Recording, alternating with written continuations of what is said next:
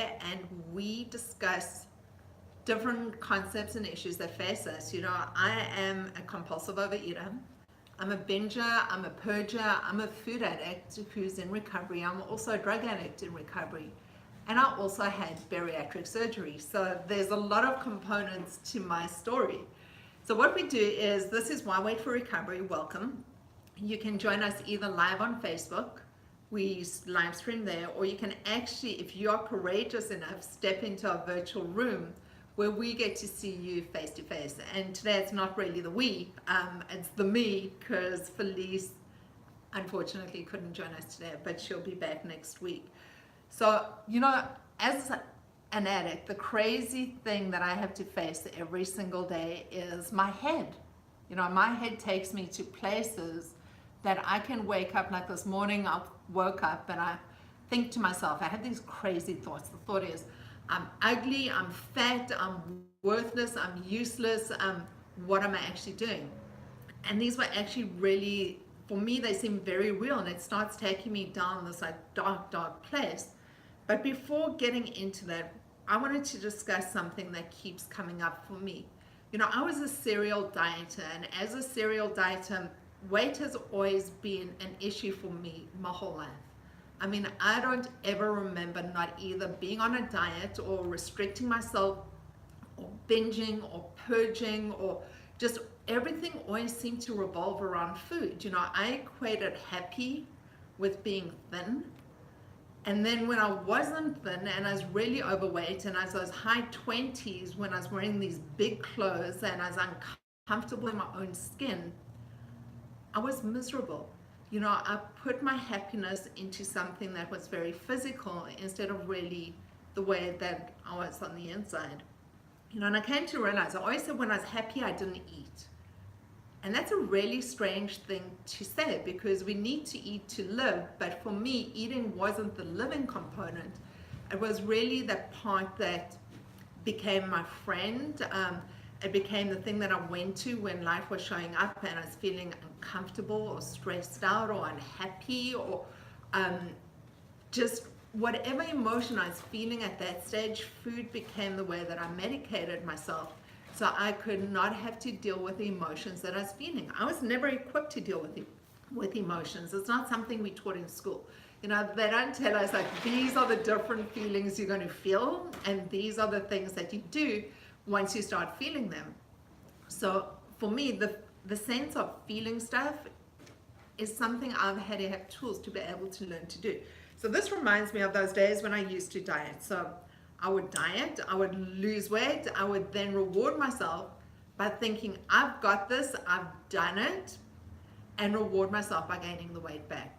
And that for me is a sense of complacency. So complacency is something I wanted to discuss today, because complacency is really a dangerous minefield for us that suffer from eating disorders, food addiction, anyone. And I invite you to consider this, because there's so many people that join us that if you have had bariatric surgery, then you are at that stage where your relationship with food is a dangerous relationship. It's not a healthy relationship. If you've had bariatric surgery, the chances are you are a food addict, because it's an extreme action to take to solve a problem. So as a food addict, I have to be very aware of what is going on within my world. So let me just go back a little bit. So I would be on a diet, I'd be restricting myself, I'd be sticking to whatever I had to do, I'd be resenting the process after a certain while. I start off, I'm really motivated, I've got this, I'm able to lose the weight. I'm really at my lowest point when I go into this diet, because it's an extreme action for me. I have to lose weight to go to this wedding, to go to this party, to look good, to feel healthier. Go through the motions, start the diet, stay on point, have the willpower. It lasts for a couple of days, maybe even a couple of weeks. I lose the weight, and then I go, wow, I did this. This is awesome. I don't have a problem anymore. Let me go back to doing the same things that I was doing before. So for me, it's that head space when I start tricking myself into thinking that I have this in hand, that I'm cured, that I'm able to do the things I was doing before to get different results. And that for me is a very slippery slope, because once I start getting into that headspace of complacency, I not only start getting the things that I used to have. So as a patient, as a bariatric patient, if I keep doing the same things that I did before surgery, I'm going to get exactly the same results that I got that took me to the point of needing surgery. So it becomes a pivotal changing place where we need to reach that. What are we going to do to change things? Because if we keep doing the same things over again, we're going to come back to the same point of having exactly the same result after a certain amount of time. Yes, it may not show up as quickly. So let's say I've lost 100 pounds. I didn't gain and lose it overnight. It's taken me a period of time to be able to do it. But within that process, once I start letting go and doing the same things and going back to the same go-to stuff and stuffing myself with those foods and not really dealing with the issues, which is really what am I feeling and why am I here? What am I trying to cover up? What's making me uncomfortable? What's making me resentful? Where am I sitting spiritually rather than feeding it with physical stuff? Then I'm going to go through this perpetual hamster wheel of the continual cycle. And then I think I didn't have the willpower. Why am I not good enough? Why can't I stick to this? Why am I such a fuck up? Why can I not just do things like normal people do them? And then it starts beating myself up. And then I start going, I'm unworthy. You know, everyone else can do it. I'm totally worthless. And I start having these crazy conversations with myself that all of a sudden my day shifts. So instead of being present and living in the now, what I end up doing is I end up living in my head, and I start missing out on so many other things that are happening around me.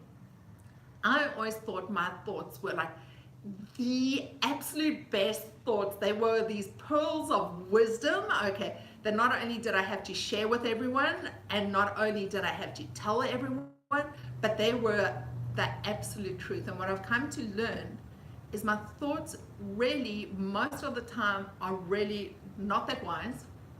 Secondly, they put me in places which is really dangerous for me, because they keep telling me things. Oh, I have to have that piece of chocolate cake right this second. My life is going to come to an end if I don't put it to my system. If I don't have that cake, if I don't have that joint, if I don't go gamble, if I don't have that woman, whatever that story is, my head starts putting me into exactly the same place of acting on impulse. When I'm in that crazy space, I'm not being responsible, I'm not being present, I'm not living in the now, and I start projecting into the future or living in the past, and I start missing out of exactly where I am right this second. So, you know, addiction for me is a really interesting thing, because it is that disease of denial. It's the one disease that tells us, listen, you don't have it. Even when you're in the middle of it, there are times that it will say, you've got this. You know, there's no danger in being complacent, because you've got this, you're cured. You don't need to actually worry about anything else, because you know, you got a handle on this. You're able to do this. You had the bariatric surgery. You lost the weight. Well done, kudos. You've stayed off the marijuana. You've stayed off the alcohol. You've stayed off the gambling. You've stayed off all these other things for 3 months, 6 months, 2 weeks, 4 days, 1 year, 3 years, 15 years. And then those thoughts keep coming back. Well, you've got this. What difference does one more make? What difference does that one donut? What difference does that one slice of bread? What difference does that sugar make within your life if you've got this and you've got this nailed? Except we forget something. Recovery for me is an everyday choice. It's not something that I earned a gold star once I got it. For me, it's a decision that when I wake up and I'm fucked up in my head, because I can, for no reason whatsoever, I could have a good night's sleep. I can wake up pissed off, discontent, in a bad mood, feeling bad about myself for absolutely no reason. Nothing's happened, and I can just wake up feeling that way. You know, and at those times when I'm not strong in either my tools or my recovery or in a program, it's very easy for me then to go do exactly what I used to do, which is beating myself up And that can be either eating to the point of feeling full, eating stuff that I know is going to start putting me back into that cycle of that continual craving, that continual binging, that wanting to purge, that feeling bad about myself, picking up that drink, picking up a joint, whatever it is. It doesn't matter what you're picking up. All that really matters is at the end of the day, the feelings start being the same. So the first day, it's not so bad for some of us if we pick up. The second day, we go, I promise today I'm not going to eat cheesecake. I promise today I am not going to be picking up a drink. I'm not going to pick up a joint. I'm not going to do my drug of choice. We wake up with absolute resolve that this is not what we're going to be doing today. And by the time we go to bed, we feel guilty. We feel ashamed. We feel defeated. We feel like we couldn't stick to it because, do you know what? We ended up picking up. So, the crazy thing for me is when they say that, we always do an analogy between alcohol and drugs because it's the same thought process and the same feelings, and it's just easier for some people to understand. So the thing is, I lost my train of thought there, totally. It's okay. It's a little strange for us today because Felicia's and Janice have thrown me totally off track, okay? And Ahmed he's really helping me out, and I'm totally grateful for you, Ahmed. We're both doing our best here, but it's just really odd for us. So just bear with us, we're getting back onto speed. So, I know what I was going to say. So if we take the alcoholic and we take alcohol, the alcoholic can put down alcohol for a period of time, okay? So let's say they decide they stay clean and they stay sober for a month. They still have the crazy thinking. It's not the alcohol that's the issue. For me, it's not the food that's the issue. For me, it's not the drugs that are the issue, because I can put that stuff down, and I have put that stuff down for a while. So I can go through periods of time where I'm eating healthy and I'm eating clean and I'm working out and I'm feeling like superwoman and all that kind of stuff. And then all of a sudden the wheels fall off the bus and I stop working out for one day. And I start picking up my drug of choice for once, okay? And do you know what happens? That same crazy thinking's always been there, and that isn't part of it. That isn't part of it with any kind of addiction, is that crazy thinking that put us in the first place, to that position where we were in the first place. So for me, that feeling is not feeling good enough, feeling different than other people, feeling alone. Because I'm that isolator. I'm that person that would rather go and sit alone and stew in my feelings and marinate in my feelings and think about how right I am and how wrong other people are, and be able to justify why I'm so miserable and why it's okay to pick up something. That's the kind of person that I am, and that's a very dangerous place for me. So when I'm being complacent and not actually being in community with other people like me, if I'm not talking about the things that are going through my head, if I'm not sharing my feelings and where I'm at and talking about the crazy stuff, and it doesn't need to be this huge big stuff. The crazy thing is, this week I've been in a place of really out of nowhere. My parents passed away. I've lost both parents in the last 17 months.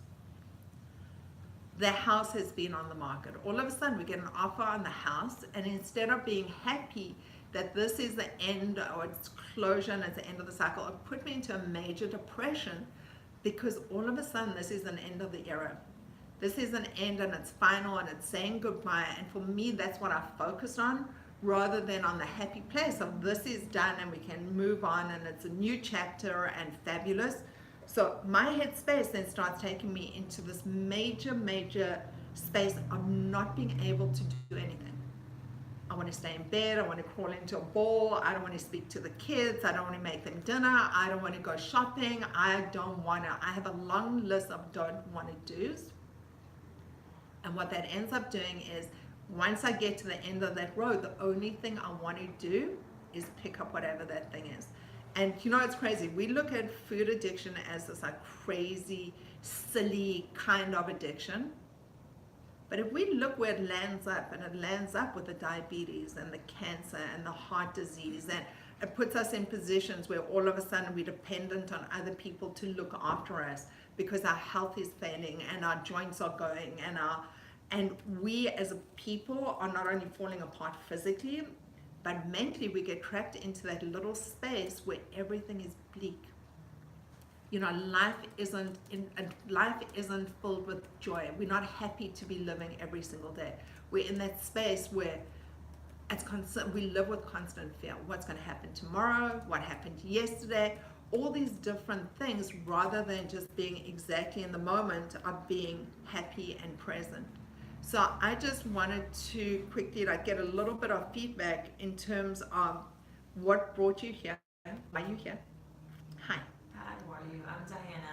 Hi, Diana. What brought me here was end of October. I had lost my dad, and it kind of just really just threw me into just a whirlwind of emotions and anxiety, and that's kind of what's happened to me. About 3 years ago is when the anxiety started, and I work in mental health. So for me, I'm like, well, how did this happen to me? And I've always heard people coming to me and me helping them. And at this point, I needed help.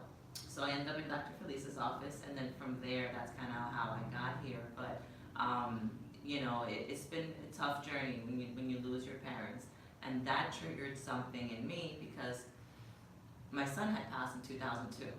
So the correlation to my son passing, went to therapy and all that stuff. Then when my dad passed, it just brought up a whole bunch of things that sometimes we feel that we haven't processed, but it's still there.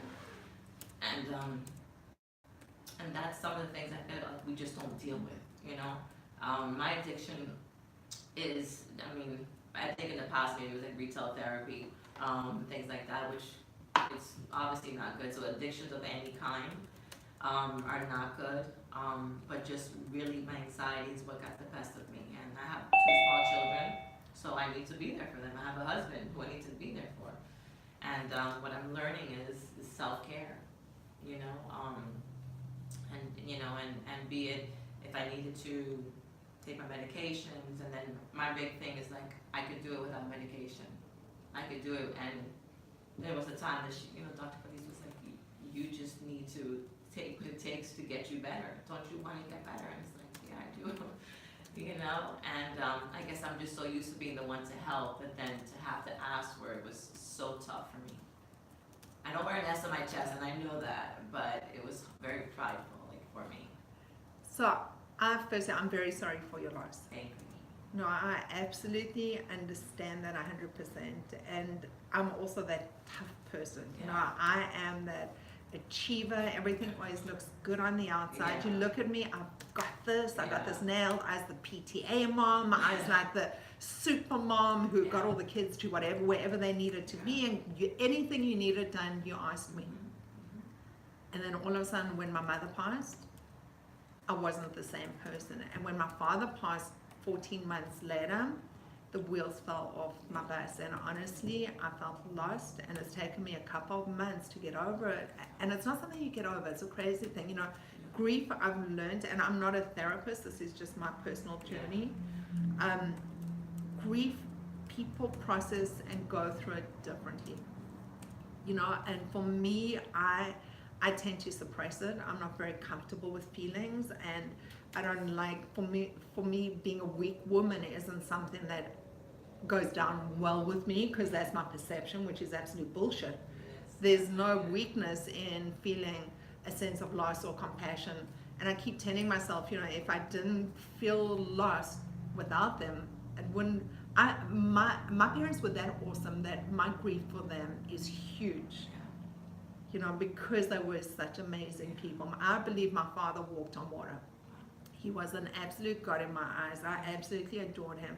And I haven't been able to grieve him. And I think part of it, the more I work with, I do see that therapist. And I never used to do anything because I had this. I believed I've got this and everything else is a sign of weakness. And I'm learning to ask for help, which is a very uncomfortable and strange place for me. Because firstly, underneath it, I don't know if I feel like I deserve it. Two, I don't think it's that important that other people are going to listen to it. They've got bigger issues and bigger things to listen to. Why would they want to listen to me? But I'm starting to learn that I haven't got this. I don't know everything. And it's okay to ask for help. So I think part of this thing with my father's home and my parents' home is that I don't allow myself to grieve because I don't know if I'm going to stop. There's that side of it that I've been suppressing it, and I talk to friends in recovery and I talk to people about this, that I don't know if I want to open up that gate to be able to really feel to such a low level because I'm scared that I'm not going to come out of it. And grief is such a weird thing because you think that it's something. It is. It's tough. I mean, one of the clients I lost 2.5 weeks ago, and I said to myself, okay, you got to stay together. You got to keep it together for the family. And then, so the whole anxiety thing that I had, and what happens for me when my anxiety flares up is I get panic attacks, and that's kind of why I know I'm going through it. So it's just like breathing exercises for me. But when this situation happened, it was just somebody that I was working with for a month and a half, and she took her life, and it was a young lady, and that was tough. So in that moment, I said, all right, you got to dig deep as you go into this memorial, and I dug deep, and I just was there for the family, and I felt really comfortable. I felt like, God, I mean, what I had went through before prepared me for this moment, and I said, I gotta be there. And the mom asked me all kinds of questions and everything. She suffered from some, mental health illness, and I just said, as a mom, I spoke to her. I didn't share what I had went through, that I lost a son, but I said enough to tell her. I made her feel comfortable, and so I've had people in my life to be there for me, and it's been therapists, and how a therapist has helped me is they have no emotional attachment to me. So as I cry, yes, they're gonna probably feel some emotion from it, but we're not gonna go there and hug and have this full on like I do with family. And that's why I had to go to therapy when I lost my son. So I encourage the mom who lost her daughter. I said, at some point or another, there's so many stages to death, and some of them is like denial and the guilt, because I was hearing it in the mom. I was hearing it, because when my dad passed, I felt a little bit of guilt that I spent enough time with him. Did I miss some of his calls and said I'll call him later? I think we're all guilty of that. And I think so when you process that, you say, well, let me remember the good memories that we had. So I take those, and that's what keeps me going. And I encourage the mom to use that in these next phases of her life without her daughter. I know what it was to lose. I lost a 6-year-old, then losing my dad. But these things make you stronger. But I know that when it's time for me to pull back, I know I need some self-care.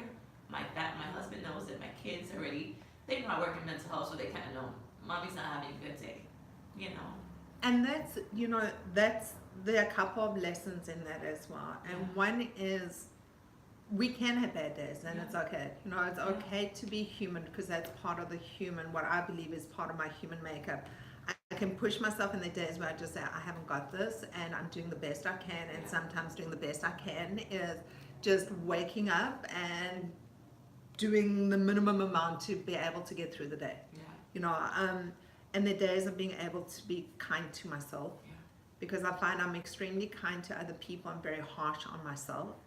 I find my levels, some of my challenges is dealing with perfectionism in my own world and in my own life, because I believe I have to show up as perfect or as a certain type of person. But I also believe that we've been given gifts of having people with letters after their name, and I let them deal with that. But I also believe that there's tremendous support. We get well by sharing heart to heart. It's a crazy thing. By seeing other people like us, no matter what it is, and being able to share on an honest level, because honesty is key. That honest thing of being able to put yourself out there and share honestly is the way that we're able to stop ourselves from getting sicker and to get healthier. And the crazy thing is, it doesn't matter what we're dealing with, because all emotions for me are just as intense, just depending on what they are. And I have a choice, doing what I do now, of how long I want to sit in that space for. It doesn't mean I didn't love my father anymore or any less. It doesn't mean that I don't miss him and that I want to call him every single day. But I can either sit and gravitate and marinate in that space of being absolutely lost and so overcome with grief, that I miss out on today and tomorrow, which I also know is not something he would have wanted. Or I can carry him in my heart and find other ways to deal with it. And those times of grief is a natural process. I need to also be able to do it, but I also know that I have certain choices. And the first choice is I can choose to beat myself up, which is my go-to thing. So normally that would be, for me, food is a big thing. It's always been one of my big challenges. It's not everyone's story, but for me it is. If I'm not smoking marijuana or pot, I'd rather be eating. Food's my first go-to drug of choice. So I don't get full. So for me, I'll eat and eat to the point of being uncomfortable, to where I have to to purge, and then I can eat some more. So it's not really, I have this empty hole, and that empty hole is when I start getting these feelings, I know I'm not dealing with stuff I need to, because then what the next step of that is, I start becoming short-tempered with my kids. I start becoming disinterested with my husband. I have all these other I start arguing with the guy delivering the dishwasher. Okay, I start doing all these other things because I'm not dealing with what's going in with me. And it's actually, they did nothing. There's no reason I can't be kind, compassionate, and loving to everyone I meet, and especially to myself. But I start recognizing that when stuff starts going on, and I start getting the anxiety, and I start having those crazy fears, I like worrying. If I think I get a kick out of anxiety in my own world as well, because it makes me feel something, and it's something I'm comfortable feeling. I think one of the reasons we did what we do is that community for us is a very difficult thing to be in, especially for people who are isolators, especially for people who are high achievers, especially for people who are doers. For us to open ourselves up to other people and say, listen, I need help, is really difficult.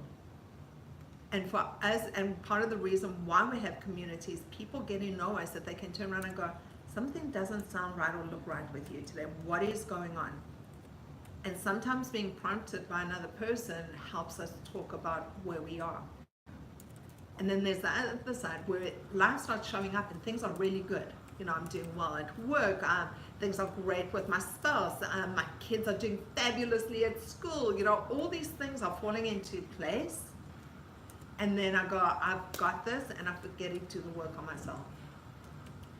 Or I don't want to deal with this, and we get busy and we don't need to do any work.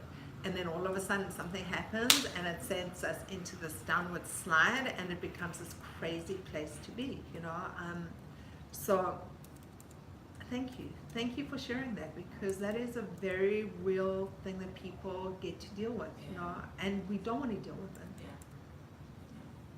No one teaches us. No. Isn't it crazy? No. Like the biggest things that happen in our lives, we're not equipped to deal with. No. And then from a cultural standpoint, just growing up, it's like, what do you mean? You're fine. You just deal with that. And it's like, no, I gotta process this. No, I have to talk about it. So, I grew up in a place that everything was about looking good. I come from South Africa. I grew up in a really crazy place, because here I am, a white person growing up in apartheid South Africa. Yes. So we never discussed things, because things were, especially if it left you feeling yucky on the inside, you never really discussed it. But life always looked fabulous on the outside. The perfect dinner parties, the perfect showing up, and you never discussed anything in the home. You never ever discussed anything in the home. And I remember, just as an example, one time my sister, we were renovating the house, and there was a big hole on the side of the wall that we were renovating the one room. And there's a woman who used to bring my sister home from school, and she used to tell everyone in the neighborhood, because I always say I grew up in the last shtetl. I grew up in a neighborhood that everyone knew everything about everyone, and if you did something wrong, the neighbor chastised you. That was the way that we grew up. And there was this huge hole in the wall. My father and my sister had been telling this woman everything, and she would go and tell the whole community all the business in our family. And my father said to my sister, don't you ever tell anyone what's going on in the house. And whatever the conversation was. So the next day there's this big hole in the wall. And this woman says to my sister, what is that? And my sister goes, what hole? What are you talking about? Okay, but that was like the kind of community that we looked at. You know, people just swept things underneath the rug, and you never discussed personal business. You never discussed money. There were like certain taboo things. You never ever discussed them. You know, and I think it also comes, I took a long time looking at that, and I think part of it is also where my family came from. You know, and I honestly believe part of that is having survived the Holocaust and having coming from Europe, because my family were a family of immigrants. I'm second generation South African. My grandparents went through such heartache that they could never discuss it. So it was easier for them to suppress those feelings. So my father never grew up being able to express feelings, and we never grew up being able to believe that having feelings was valid. It was always told that you're exaggerating, or there was always a deflection, and it was never really being validated or giving us a space to actually firstly communicate openly, and secondly get the tools in which to be able to deal with it and do it in a healthy way that didn't end up hurting us. I don't believe that's a reason I'm an addict. I believe I've always been uncomfortable in my own skin. I believe I've always looked outside myself to fix what I was feeling on the inside, and that is largely that I've just never known how to feel comfortable in myself. You know, and this is part of the process of being able to get that comfortability, so we're able to show up and enjoy life in the moment and live in the now, without doing things that leave us uncomfortable or leave us not happy or leave us doing things that really end up hurting us, because this disease is one that wants me to suffer. It will take me to the place that every single day I'm suffering. It doesn't want me dead. It's a disease of denial, and it will keep putting me in the same place. I just wanted to also quickly check in. How's it, Liz? How you doing, Nav? Good morning. I'm so happy to see you. Can we turn up the volume? I'm good. Can you hear me? You're perfectly. Okay. So, the past month and a half, maybe a little longer, I've been, dealing with the loss of my dog. I've just been going through all the, the grieving process. I've been going through all those phases, and I'm actually starting to feel better, and thought I would pop in and say hello. I'm so happy that you did, and I'm so sorry for your loss. Loss is a really hard thing to deal with, we're just talking about that as well, because we're never really equipped to deal with grief, and it's just such a raw, deep emotion for a lot of us, but there's no fix for it. You can't cure it. It's not something that you can take a pill and you fix, and it's not something that tomorrow it's gone and it was over and it never happened. It's something that I think you just learn to live with. Each day you're a little further away. I'm a big animal person. I really am. I brought 2 cats from South Africa. They both live to be over 20 years old. I get on better with animals very often than I do with people. And just that unbelievable love you get from them, but that attachment is just such a deep bond, and it really leaves a huge hole. And I'm sorry. Thank you. But I'm so happy to see you. I was getting concerned about you. I hadn't seen you for a while. Well, I will say that despite how difficult it's been, I have remained clean. I'm still clean. How I lost many track of my days? days. That's I have it in an awesome. app. I'm somewhere around 130. But yeah, I'm very, very grateful for my recovery, because without it, this time would have been even more difficult. So let me ask you a question, because the theme was, and it's funny, the first day we can't. We know in the beginning when we start this, and for us, abstinence is anything sugar, rice, potatoes, pasta, wheat, any of those things. For us as food addicts, that's hitting the same dopamine receptor in the brain as cocaine hits. So for us, that's the stuff that keeps us in constant addiction with that crazy thinking, that constant craving, that constant want to use. That's what keeps firing and keeps talking to us. We were talking about complacency. So you're 100 and something days out. At any stage going through this process, did you think, when you started losing weight, and you started losing a lot of weight, because like me, you had the surgery and the weight just automatically falls off without us really doing much in the beginning. Did you reach stages in your thinking where you go, I've got this? You know, it doesn't really matter. I don't need to do the program that I'm doing. I can go back to the ways that I was doing things before. Do those thoughts ever come through your head? In a different way. That hasn't quite happened yet, but I have days where I want to go back to the old ways. Like I want to eat all the bad crap, but I don't, because I know that it's just going to send me backwards, and I don't. Recovery is so much better than the craziness of being an active addiction. So did you find that when you were in your diet cycle, and I'm sure, how many diets have you done in your lifetime? I couldn't even tell you. Okay. So so how many times during that process that all of a sudden you'd go and you'd lose all the weight, what did you do as soon as you lost the weight?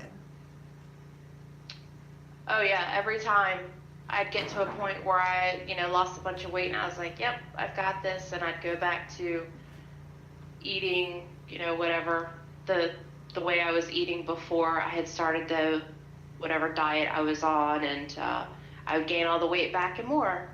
So what is different this time? What made you do what you're doing and commit to it? Because it takes a certain amount of willingness and openness and a tremendous amount of honesty. I mean, it's not easy doing what we do.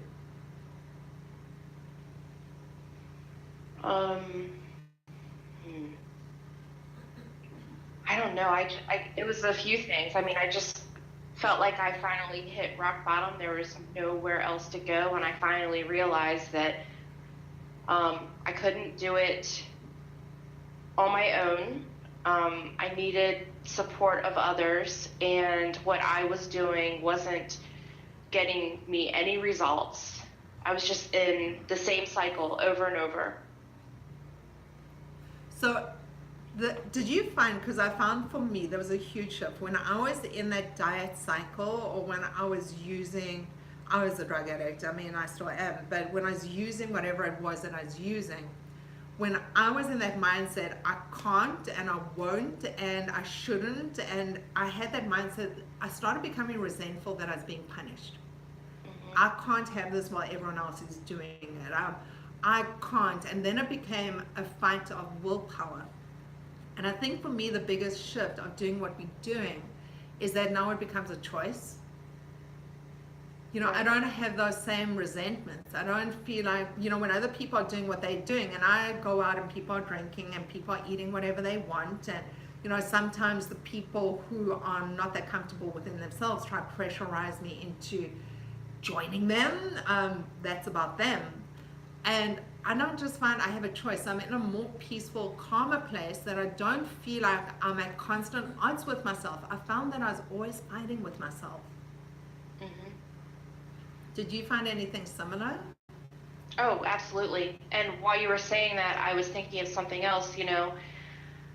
I used to, if I were around other people and it was a birthday or whatever celebration, they were having cake or something, I would say, well, I can have a piece of cake. This is my reward for being good. But now it's different. I don't think that way anymore. I have not had that thought once this past year. What I've come to realize was that having those kinds of thoughts, I was really punishing myself, because eating the sugar and the starches and whatnot, it just put me in a bad frame of mind. It put me in that cyclical thinking, and then the side effect of that was gaining a bunch of weight, which ultimately I didn't want. But the worst part of it was the bad headspace that it put me in. As you mentioned that, it makes me think of, I had my surgery in 2016. So I sleeved on the 17th of February 2016. And a couple of things started happening pretty quickly after that. One is I lost my best friend, which was food, which I just couldn't go to when things started coming up and I needed to deal with life as it was happening. So it really shook my world up. But also celebrating things.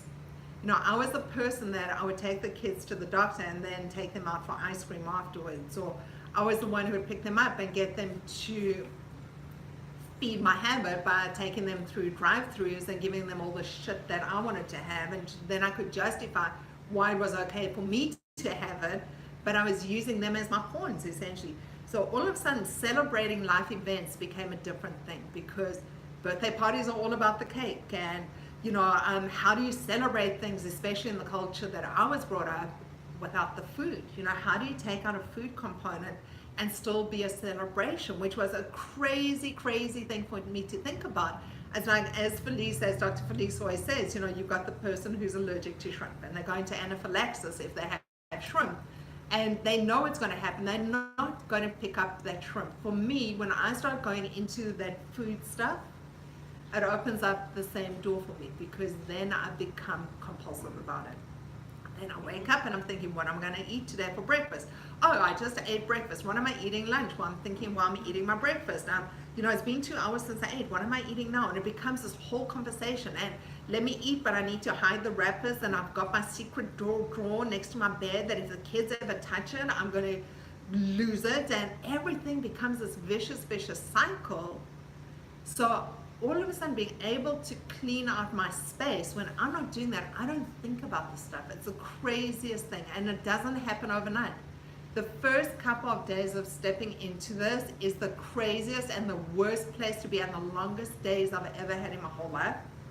You know, those first days I can tell you how many seconds there were in the day. On the second day I can still tell you how many seconds there were.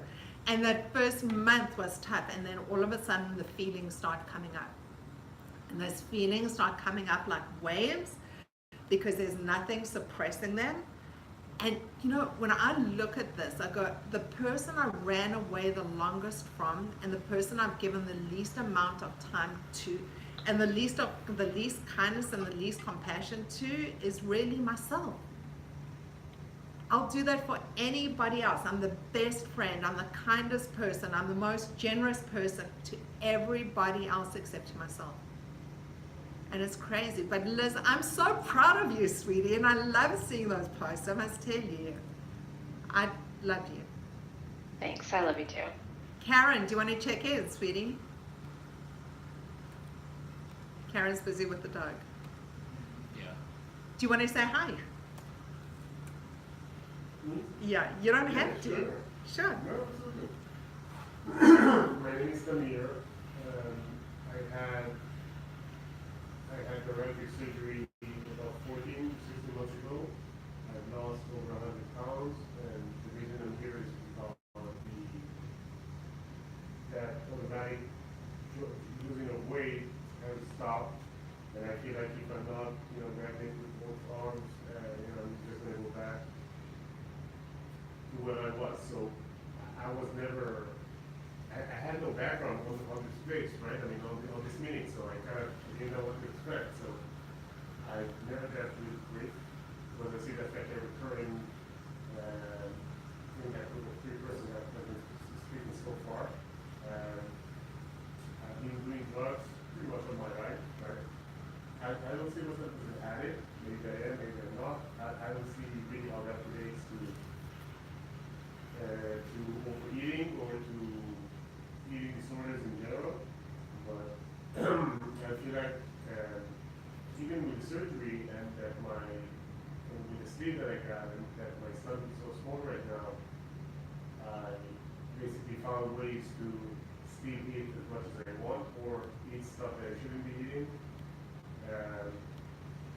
So that's pretty much it. I think kind of connect to, and discuss it, like the way you look at it as an addiction, but I do think it is an addiction. So let me ask you a question. Why did you go for sleep surgery? I want to lose weight. So what brought you to, but you could lose weight. You could do a diet, you could lose the weight, you could change your behavior, you could just change what you were putting into your body, and you could lose weight. I think in the stage I was in, I was weighing almost 400 pounds. To lose, let's say, 150 pounds without surgically intervening, I think that's next to impossible. So I have been trying different diets. So yeah, you lose 20, 30, 40 pounds if you're lucky, and then break and, either one way or another, you just keep doing that. So I felt like dating with myself. I have kids, and going to, under the knife and everything, it's a very dangerous thing to do. And it's the first surgery I ever had. Thank God everything went fine, and without any issues. But before that, yeah, I said, well, why do I need this shit? I mean, I'll just keep my mouth shut and lose weight naturally. I don't think that was an option. I'm really glad I had that surgery, but I feel like I didn't do. And everyone kept telling me, yeah, surgery is just a tool. You have to change your kind of mind, point of view, whatever you want to call it, and change your habits. And I guess I did. So you brought up a couple of things. Firstly, welcome. Secondly, you were very brave to walk into this room because it takes courage. It's not an easy thing to do, but we do things when we know something has to change and we don't know what it is. When we say we're going to change something, surgery for me was behavior modification, because the minute I had surgery, I couldn't eat as much as I ate before. So I automatically got that behavior modification, which is the crazy thing. The side of it that surgery didn't fix was that obsessive compulsive thinking of mine.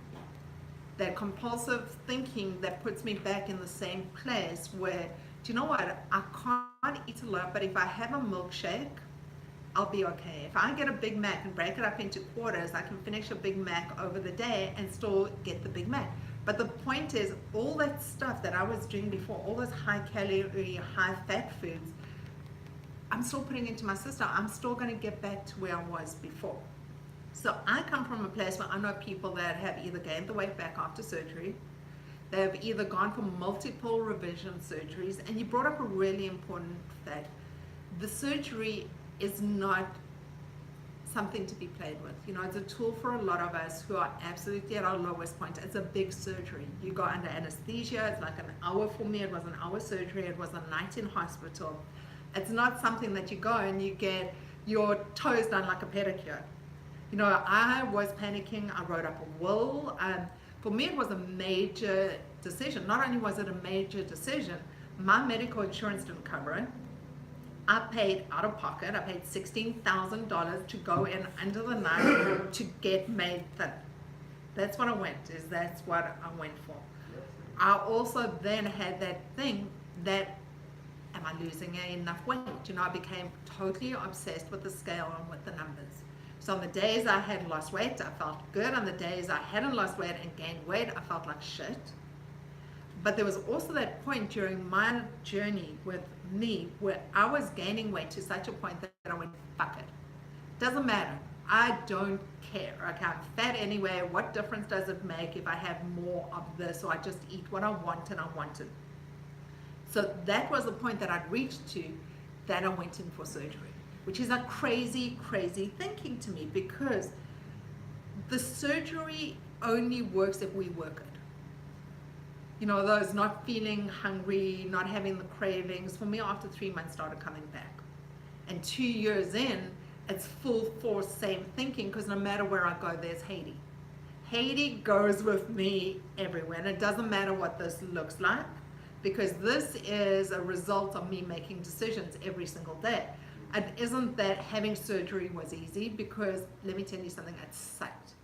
It sucked afterwards, not being able to chew food, having to do those liquid diets. I was like back in a self-imposed diet frame that it was like having your jaw wired, okay, that you're actually helpless and hopeless. So it really then became making a decision to do something differently.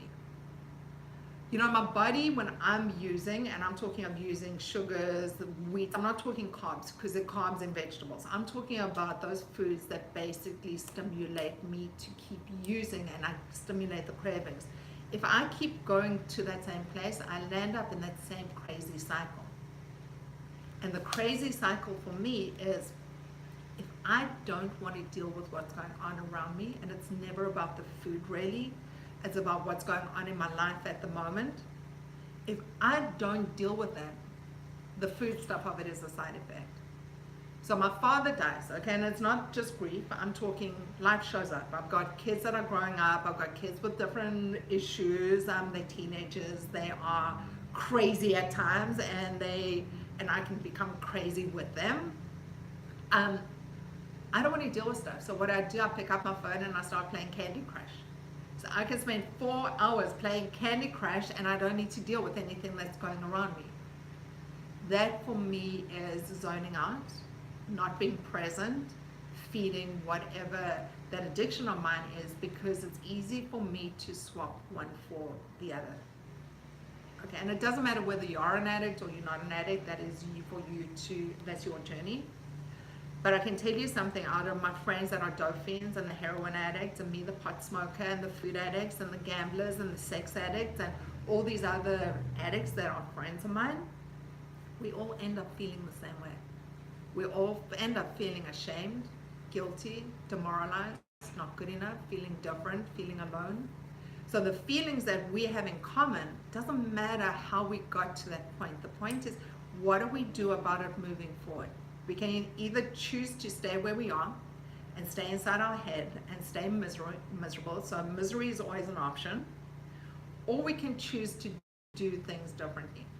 And as much as our bodies are screaming, I want that, I need it, I have to have it, it's the same way as if I was putting any other drug into my body, it starts reacting the same way with the sugars and the rice and the potatoes, and it's the same thing of anything that I try to tell myself I'm not allowed. My body reacts the same way. Giving up anything is tough to give up. You know, it's always, we've got to detox out of that period. And for people who have the surgery, they're very fortunate enough to be put into detox. Surgery is a rehab for food addicts, because for the first couple of months, what you are eating, so especially those first 2 weeks, you detoxed, okay? You're only doing liquids and you are cleaning out your system, and you haven't put in any of those trigger foods, and you actually feel different. But the minute you start introducing all the stuff back, it's like nothing ever happened. It's exactly the same place. So what we do here at Why Wait for Recovery is we have the community. We have an online community. By the way, it's at sowhywait.net. So if you want to see more, it's on the website. We believe that we only know as much as we know. I did the same thing over and over again for 51 years, expecting different results. I had the same thinking for 51 years, expecting the same result. You know, I thought I'd get different results if I did the right diet, and if I just did this perfectly, and if I just acted this way, then I'd be happy. If I just had that car, if I just got this, if I just had that beautiful house, if I just got married, if I just have kids, if I, and I got that stuff, and I was still miserable. And it wasn't that I wasn't fun to be around with, because I showed up as the happiest, best person to have at a party, awesome friend, like really the best fun to be with. But on the inside, I felt empty. And that emptiness became so much bigger that it started overwhelming me. And that for me is, I don't believe I was put on this earth to be miserable. I've got a choice. You know, every single day I have a choice. And just for today, if I don't pick up something, my life looks a little bit better. You see, that's for me is the reason why it's not getting home. I don't feel miserable. I feel great. I feel like I'm coming to this from a very positive place. Like I'm successful at what I do. I have 2 small children. I'm happy at home. That's the thing. You see what I'm saying? Like I'm not coming to this from a place of. So I'm going to ask you a question, and I hope you don't mind if I ask you this question. So the day I met you, you came out, and what were you carrying with you? You had coffee, and what were you carrying with you? Smokes? Sorry? Cigarettes? No, what were you eating? What was I eating? A donut, maybe? Right, so you're the person who goes for bariatric surgery. Life is awesome, and it really is. And do you know what? For a lot of us, it is. It's perfect. You went and had bariatric surgery as a last resort, this dangerous surgery, and end up still picking us up that ends up hurting you. So there may be something in it, is all I'm saying. There may be something in what you're doing that, why do you continually go through a process Is it that you want to gain all that weight back and land up in the same place again? What is stopping you from making that shift to be able to change the way that you're doing things? And it doesn't always have to be misery. Not everyone comes because they're miserable, but people come because they're not quite sure how to get out of where they are, like they're stuck. For some of us, we get stuck, some of us get scared, some of us get whatever those feelings are. But if we keep doing the same thing over and over again, is where the learning opportunity sits. Yeah, but I do it maybe because it feels good. I mean, if you smoke a joint, that's maybe because you just had a very long day and you might feel very content at the end of it, and you just needed to wind off, just to switch your brain off. Or, if you think about sex, it doesn't mean you're a sex addict, and same thing, if you eat something sweet that tastes good. So if I look at my husband's a normal eater. So my husband will go, he'll have 2 bites of something on his plate, and he's full, he leaves it. I've never left an empty plate. I've never left a full plate, ever. Okay, for me, I've never left food, and in fact, I've eaten my kids' food, I've sometimes eaten what's left over on my husband's plate, okay. For me, I've never been able to do that. For me, I've never been able, he can go, do you know what, I'll have 1 drink today. I could never go, I'm going to have 1 joint once every 9 months, once a year. I was never like that. For me, it became something that I always had to have a bag with me. When the kids have gone to bed, I'd have be planning around it, and the insanity, well, do you know what, if they go to bed now, I can wait half an hour and then I can go have a chat, no one will see me, and it becomes all these conversations in my head. And do you know what, if I'm going to do and eat something that I don't want them seeing me eating, I'm going to hide the wrap, and before I pick them up, I'll throw it away. And it becomes all these constant conversations in our head that take us out of the place of being present and in the now. And if you're able to do it, then maybe you don't have a problem. For me, it becomes a problem because for me, it takes up the headspace and the thinking, and that's all I start obsessing about. And then if I don't have it, then I'm driving out at 11 o'clock at night to go get ice cream, and I'm driving out to go get whatever I can't have because I have to have it right this second, because my life will not be the same if I don't have it. That's me. Everyone's different. For some people, it's not an issue.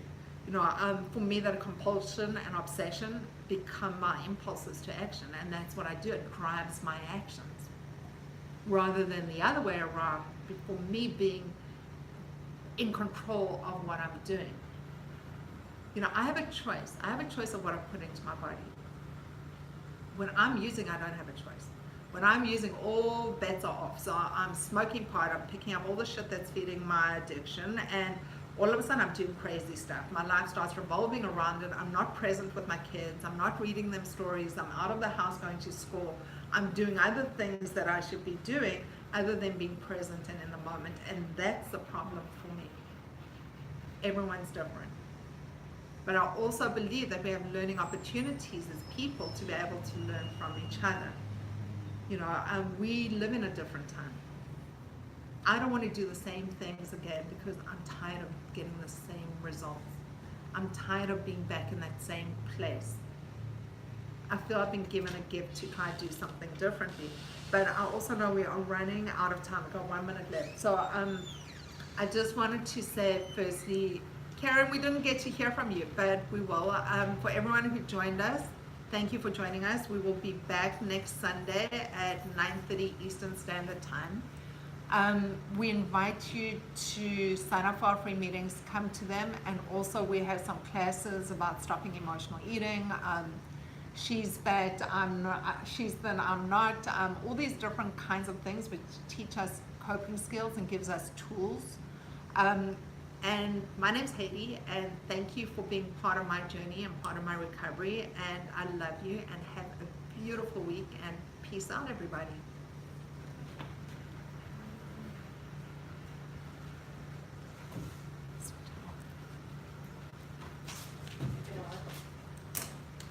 Don't switch off. I meant you got to stop the